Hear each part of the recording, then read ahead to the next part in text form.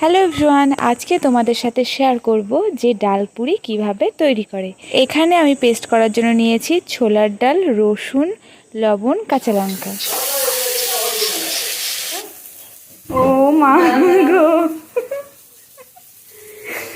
জল দিয়েছে ভগবান। আমি ওই জন্য ভাবছি জল টল দিই না, শেষ করে আমি কতগুলো শুকিয়ে রাখলাম ওখানে অতক্ষণ ধরে। কি করেছো? কি করবে? বড়া, ডাল পুরি। ডাল পুরি রয়েছে।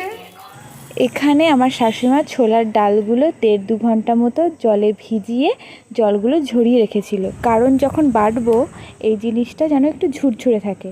আর আমি কি করেছি, ছোলার ডালের ভিতরে ভালো করে জল দিয়ে পেস্ট করেছি।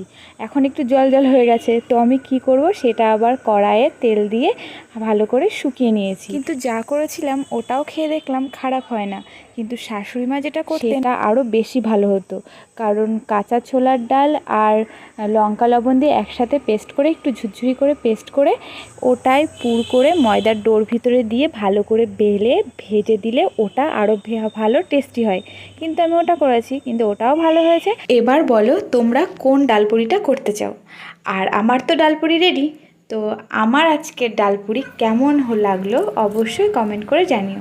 ভালো লাগলে লাইক করে দিও আর শেয়ার করে দিও। Thank you.